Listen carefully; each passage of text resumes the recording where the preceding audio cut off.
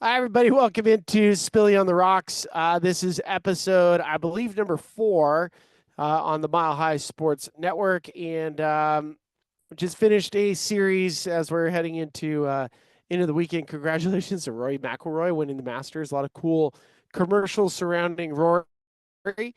So, as you're getting prepared for your week, Monday, April 14th, that's actually something to look forward to. Rory McIlroy. Interesting weekend for the Rockies. They went to San Diego. I got some stats and some numbers for you. But I want to start off with the Rockies City Connect. It was unveiled on Saturday. City Connect Rockies 2.0. This version is interesting. There's a lot of cool things. I got the jersey. I don't know if you can see it. If you're on my screen share, you can see it. I also have it pulled up. It's pretty cool. Pretty cool. The Rockies did a couple things that are super unique. They're the first team in Major League Baseball to have a pullover jersey, so there's no buttons on it, and I think it's kind of cool. Part of it is, in a way, they were, paying homage to, minor league players and, spring training, because a lot of those spring training jerseys and pullover are pullovers. So, like, I guess in a way they're suggesting that they're in a transition.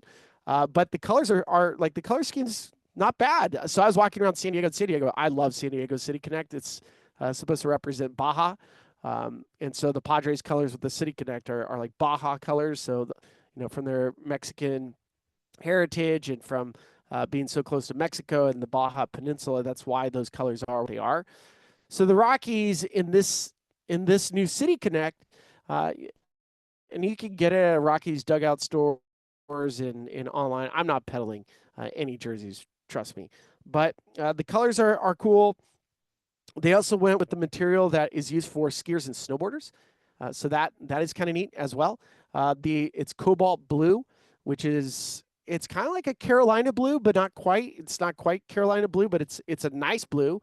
It's a little bit darker than a powder blue, and then they have the piping around the neck, which I think is pretty dope. There's a bright pink, there's a orange. A lot of this jersey is supposed to make you think of a Colorado sunset. So there's a nice Colorado Rockies logo with some pinks that you'll get when we get our beautiful sunsets, and then the Rockies baseball is in this orange, which we get a lot of pretty oranges from our aspen maples and obviously from the sun.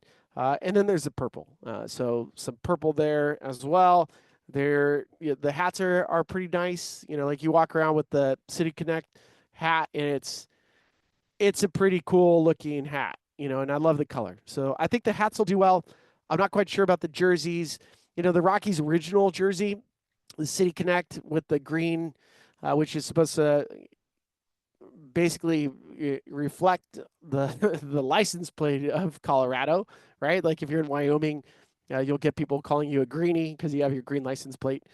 So the green license plate, and for a couple years there was the green pants. The guys didn't like to wear the green pants, especially during day games. It was just really hot. So green pants was swiped out for the white pants, but now this new City Connect, it's this jersey pullover, and then they have white pants, but then the same piping around the neck is along the side of the pants. Not bad, not bad. I don't dislike it. The players a little bit of a mixed bag, but I don't know. We'll see it. We'll see it this Friday. Friday against the Washington Nationals at Coors Field. You can watch the Rockies in the City Connects, and hopefully, for the love of God, hopefully the Rockies offense will come alive. So this weekend, horrible weekend. I'll pull up something that Sarah Lang's. If you follow Sarah Lang, she's amazing. She's one of like the best stat people in the sport. She's also suffering from MLS, and so she's confined to a wheelchair. And she's just the most beautiful human you've ever met. ALS. She has Lou Gehrig's disease, not MLS. So ALS, and she's just a wonderful human. She loves baseball and she loves random stats. And this weekend, the Rockies got shut out all 3 games. So Friday, just a mismatch. God, uh, Nick Pavetta just shoved. The Rockies struck out 15 times. Then on Saturday, with a kid from, basically he's a 32-year-old who made his debut with the Red Sox, but then he bounced around the minor leagues and then went and played in Korea.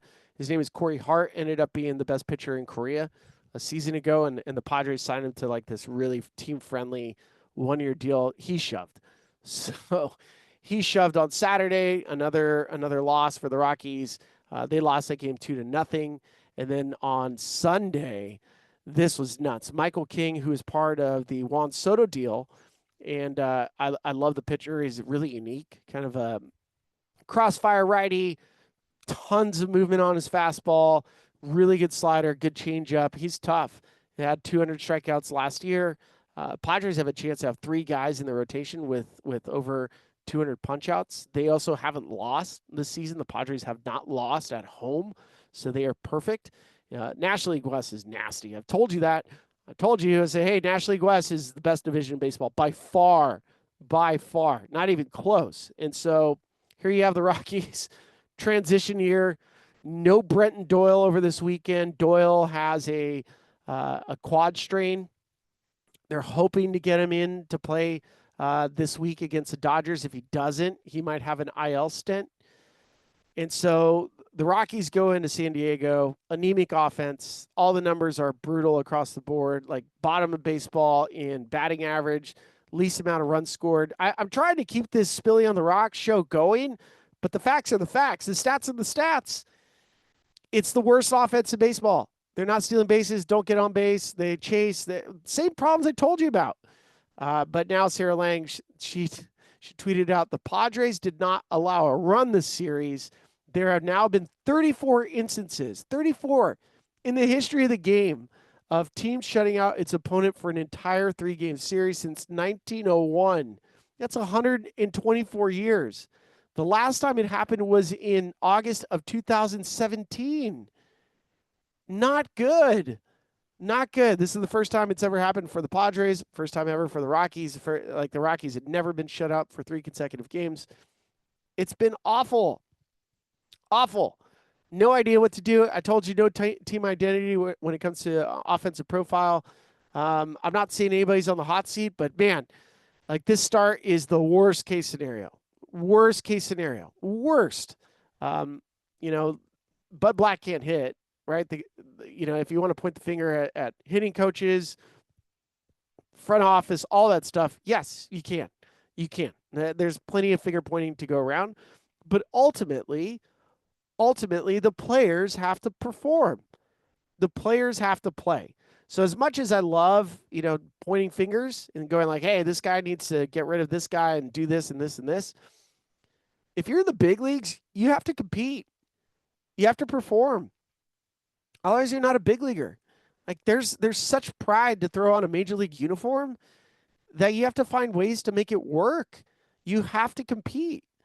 And I'm not saying that they're not competing. I know they're trying, but God, this is the worst I've seen them. It really has been frustrating for somebody that, in a way I bleed purple. I don't wear wins and losses. Honestly, I don't care, but I do want them to be competitive. And this weekend was flat out embarrassing. It has been embarrassing. This start is embarrassing for the team and for the organization. So I like to also show, where the Rockies rank as far as, overall stats. This is updated just right now. They're averaging 2.86 runs per game. You're not even getting to 3. Most strikeouts, strikeout percentage is awful. 152 punch-outs. That's the most in baseball now by far. Low batting average. The batting average is always buoyed by Coors Field. Road batting average, all these numbers, not good. Not good. And so the Rockies are at this. There's no way out. Like, it is what it is. I talked to Bud Black today after the game on Sunday, and he said, this is the team. This is the roster. And part of me says, yeah, I hear you. Another part of me is like, if I'm on that roster, I mean, I'm doing some soul searching, whether it's at a local bar or going to bed. I don't even know. But they have to figure it out. And we saw another guy get called up this weekend, Tyler Freeman, ended up pulling his oblique during batting practice. Was hitting in the cage, and Adael Amador. So Amador, who is the Rockies' number 7 ranked prospect in their MLB pipeline, he got called up on Sunday. And of course, nobody did anything. Michael King was almost perfect throughout the game. So, where's the silver lining? Well, I'm going to show you. Silver lining is the Rockies might have a dude, like not just a dude on the team, but like a dude that's going to be around Major League Baseball for some time. Chase Dollander made his second Major League start, did it on Saturday against the Padres. This is the toughest lineup in baseball to strike out, and he punched some tickets. He now has 13 punchouts through his first 2 starts, which is the second most in franchise history. And the cool thing about Dollander is fastball velocity is real. He's near the top in fastball velocity. If you go to Baseball Savant, he's in the 94th percentile. Velocity isn't everything. You really have to have command, but he's starting to have command. So, averaging about 98 miles an hour on the fastball. There's true swing and miss there. He also has a little cut fastball that I don't love it, but I understand it. The curveball is a true weapon. He's got this wipeout curveball and a really plus changeup. So he has 3 pitches, 3 legit pitches that I like. The 4-seamer, he's got caught in the loop. He's given up some homers. He's given up 4 homers on the year, but it's also because it was early in counts, predictable counts, and guys are trying to get the bat head out. That number is going to go down, especially as he learns to throw at the top rail. So if you're on my screen share, you can see me. I'm kind of showing you the spray chart for Chase. And his red spot is up and into righties. Great spot. I'd like to see him more above the top of this, right at this top. I think he would be really, really successful. I don't love seeing these markers away.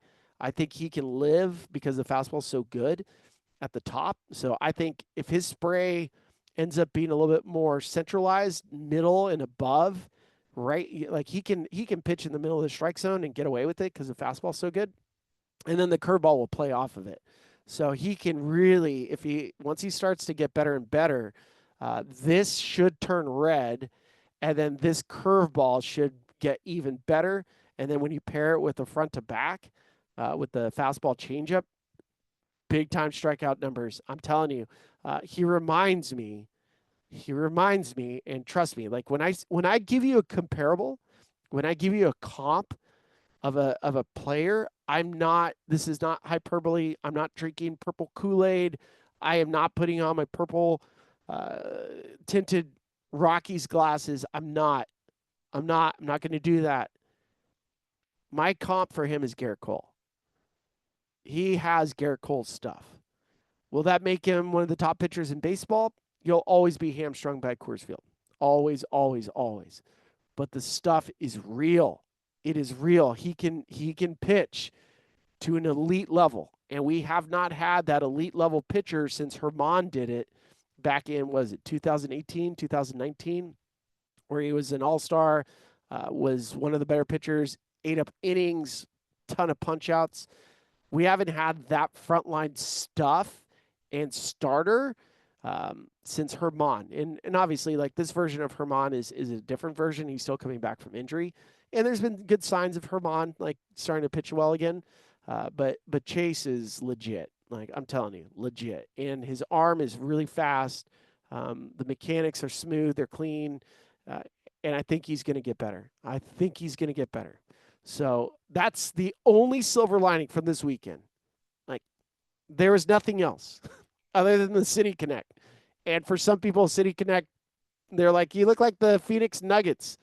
It's like a mixture of old Nuggies and maybe some Phoenix Suns, whatever.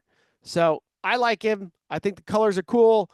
If you're a player, maybe you can bust out some cool colors, pop a little bit, but also being honest, like I don't think any Rockies player right now should wear anything other than black cleats and black gloves. Like you don't get to have any flair right now because it's just not working at all. So there you go, Spilly on the rocks. Episode 4. Check out the boys on Mile High Sports. They're fantastic. I love doing this. I love talking Rockies baseball for a little bit, trying to get you through this just incredible stretch that has not been good. Not been good. So hopefully you keep listening. Hopefully I keep doing this over the course of the year because, I mean, there's a chance. There's a chance you might see some changes. I doubt it, though. I'm not calling for anybody's job. I'll never do that. Never, ever, ever. But, you're getting close to the point where um, people wear this. I mean, it's a result oriented business, but whether it's player personnel, whether it's front office, whether it's, I don't know, coaching staff, you're at a point now where, the team has not performed to a level that I think they're hoping for. It's been embarrassing, and you might see some changes. You might see a change here or there in the next couple of weeks, especially if they're maintaining this, because they're about to take on the Dodgers. They're about to go and play the Dodgers at Dodger Stadium. Uh, so, like, very realistic chance that they can go 0-6 on this road trip, which would mean their record when they come back to Coors Field is 3-15. 3-15. By far the worst start in franchise history. By far. Um, but there is one good silver lining, and that's been Chase Dollander. So, all right, follow me at SpillyGoat19, and I can't wait to do the next one.